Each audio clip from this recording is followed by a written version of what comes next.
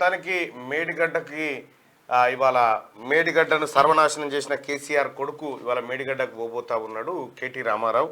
ఇలా బృందాన్ని తీసుకొని మేడిగడ్డకు పోయి మేడిగడ్డ కాడ చెలో మేడిగడ్డ అంట పోయి ఏం చేస్తాడో నాకు అర్థం కాలే. మర్డర్ చేసినోడు ఏం చేస్తాడంటే తెల్లారి పోయి చూసుకుంటాడట వాడిని ఎట్లా చంపినా అని చెప్పి కుటుంబ సభ్యులను పరామర్శించేసి పోలీసు వాళ్ళకి దొరికేదే గట్ల చంపినోడు ఎట్లయినా మళ్ళీ ఆడికి వచ్చి చూసిపోతాడట. సేమ్ అదే కథ. మేడిగడ్డను వీళ్ళు చూడడం, మేడిగడ్డను చంపిందే కేసీఆర్, కేటీఆర్, హరీష్ రావు, కవిత, సంతోష్ రావు. మళ్ళా పరామర్శకు పోతా ఉన్నారు. ఏ ముఖం పెట్టుకొని పోతా ఉన్నావు? ఏమన్నా సిగ్గు అనిపిస్తలేదా? ఈ మేడిగడ్డను ఏం ఉద్ధరిస్తామని పోతా ఉన్నావు? నువ్వు చేసేది ఏందో చెప్పు. మేడిగడ్డ కాడికి పోయి పవర్ పాయింట్ ప్రజెంటేషన్ చెప్తాడు ఈయన. నువ్వు చేస్తావు పవర్ పాయింట్ ప్రజెంటేషన్. ఎట్లా చంపినా, ఎట్లా మర్డర్ చేసినా, ఎట్లా మింగిన ₹1,00,00,000 చెప్పడానికి పోతా ఉన్నావా కేటీ రామారావు? అయిపోయింది కేటీ రామారావు మీ పని.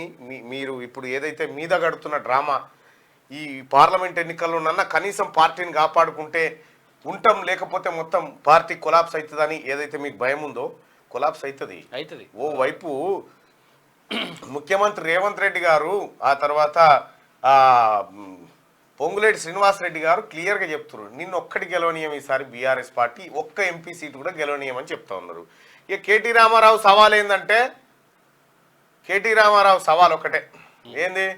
మల్కాజ్గిరి కాడ పోటీ చేద్దాం, అది నీ సిట్టింగ్ ఎంపీ స్థానం కాబట్టి నువ్వు సీఎం పదవికి, కొడంగల్ ఎమ్మెల్యే పదవికి రాజీనామా చేసి రా అని చెప్పి ముఖ్యమంత్రి రేవంత్ రెడ్డి గారికి సవాల్ వేస్తా ఉన్నాడు. ఈయన అంటే సిరిసిల్ల కాడ రాజీనామా చేసి ఇడికి వస్తాట.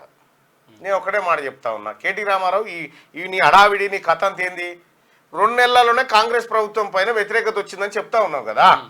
ఓ పని చేయి, వ్యతిరేకత వచ్చిందా రాలేదా నిరూపించుకోవడానికి నీకు మంచి అవకాశం ఉంది. నీ తానున్న 39 మంది ఎమ్మెల్యేలతో రాజీనామా చేయించు. మళ్ళీ నువ్వు గెలిస్తే వ్యతిరేకత వచ్చినట్టు, ఓడిపోతే కథమే.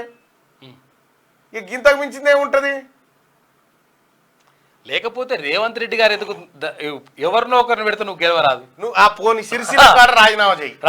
రేవంత్ రెడ్డి గారు ఎవరిని సూచిస్తే వాళ్ళు నిలబడతారా కాంగ్రెస్ పార్టీ? ఇప్పుడు ముఖ్యమంత్రి ఎందుకు? దానికి ముఖ్యమంత్రి ఎందుకు?